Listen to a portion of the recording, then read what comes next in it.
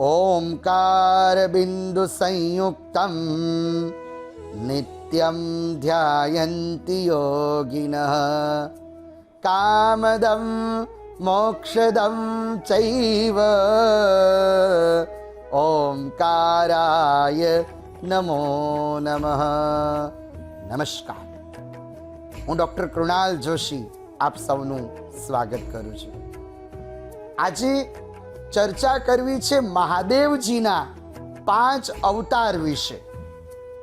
તો આમ તો શિવ મહાપુરાણમાં એવું વર્ણન છે કે ભગવાન શિવજી એ નિર્ગુણ છે। જેવી રીતે વિષ્ણુ ભગવાન માટે કહેવામાં આવ્યું કે શાંતાકારમ ભુજગશયનમ, તો મહાદેવજી કેવા છે? શાંતાકારમ શિખર શયનમ નીલકંઠમ સુરેશમ। પણ ભક્તજનો માટે થઈ મહાદેવજી સગુણ થયા છે। ભગવાન વિષ્ણુના 24 અવતાર છે, પણ મહાદેવજીના 5 અવતાર છે। મહાદેવજીના 100 અવતાર છે, એમાં 5 પ્રધાન છે। વિષ્ણુ ભગવાનના 24 અવતાર અને મહાદેવજીના 100 અવતાર, પણ એમાં 5 પ્રધાન છે। તો એ પંચ અવતાર વિશે ચર્ચા કરવી છે। જ્યારે શ્વેત લોહિત નામનો કલ્પ હતો, દરેક કલ્પમાં બ્રહ્માજી સૃષ્ટિનું સર્જન કરે અને બ્રહ્માજીને માર્ગદર્શન આપવા માટે મહાદેવજી પ્રગટ થાય।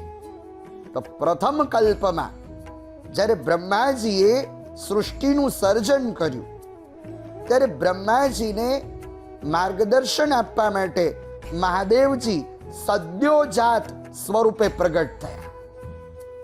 આ અવતારમાં મહાદેવજીએ સફેદ વસ્ત્રો પહેર્યા છે। મહાદેવજીના શિષ્ય છે, 4 શિષ્યો થયા। એ 4 શિષ્યો કયા કયા? તો કે છે નંદ, સુનંદન, ઉપનંદન અને વિશ્વનંદન। આવા 4 શિષ્યો થયા। અને ભોળાનાથે બ્રહ્માજીને જ્ઞાન આપ્યું કે આ સૃષ્ટિ કેવી રીતે રચવી। વેદોએ સ્તુતિ કરી, સદ્યોજાત પ્રપદ્યા વૈ સદ્યોજાતાય વૈ નમો નમઃ। એ પછી જ્યારે બ્રહ્માજીએ ફરીથી સૃષ્ટિનો આરંભ કર્યો, બીજા કલ્પમાં બ્રહ્માજીને પ્રશ્ન થયો કે આ સૃષ્ટિ કેવી રીતે આગળ વધશે। તો બ્રહ્માજીએ શિવજીનું સ્મરણ કર્યું, તો મહાદેવજીનો વામદેવ નામનો અવતાર થયો છે। વામદેવ અવતારમાં વિશોક, અશોક આ બધા શિષ્યો થયા છે।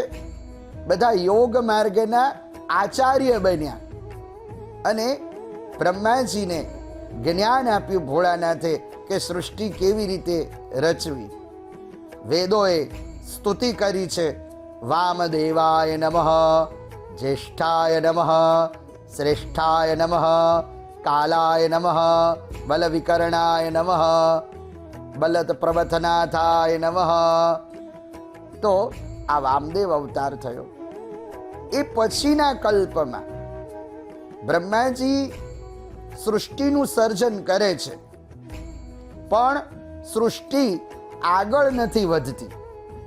એટલે અચાનક જ બ્રહ્માજીના મુખમાંથી મહાદેવજી ગાયત્રી સ્વરૂપે પ્રગટ થયા। બ્રહ્માજીના મુખારવિંદમાંથી શિવ ગાયત્રી પ્રગટ થઈ। ઓમ તત્પુરુષાય વિદ્મહે મહાદેવાય ધીમહિ તન્નો રુદ્ર પ્રચોદયાત। સૃષ્ટિના આરંભમાં જ આ શિવ ગાયત્રી પ્રગટ થઈ, એટલે મહાદેવજીનો તત્પુરુષ અવતાર થયો। અને તત્પુરુષ અવતારમાં મહાદેવજીએ બ્રહ્માજીને જ્ઞાન આપ્યું કે આ સૃષ્ટિનું સર્જન કેવી રીતે કરવું। તો એ પછીના કલ્પમાં બ્રહ્માજી જ્યારે સૃષ્ટિ રચતા હતા અને સૃષ્ટિ આગળ નહોતી વધતી, ત્યારે મહાદેવજી અઘોર સ્વરૂપે પ્રગટ્યા છે। આ અઘોર અવતાર આજે એક પ્રશ્ન થાય કે આપણે ત્યાં શિવાલયમાં કૂર્મ કેમ હોય છે, કાચબો કેમ હોય છે? તો મહાદેવજીનો જે અઘોર અવતાર છે, તો અઘોર અવતારનું જે વાહન છે એ કૂર્મ છે, અને કૂર્મ એ સંયમનું પ્રતીક છે. તો આ અઘોર અવતારે પણ મહાદેવજીને જ્ઞાન આપ્યું, વેદોએ સ્તુતિ કરી, અઘોરેભ્યો ખગોરેભ્યો ઘોર ઘોર તરેભ્ય.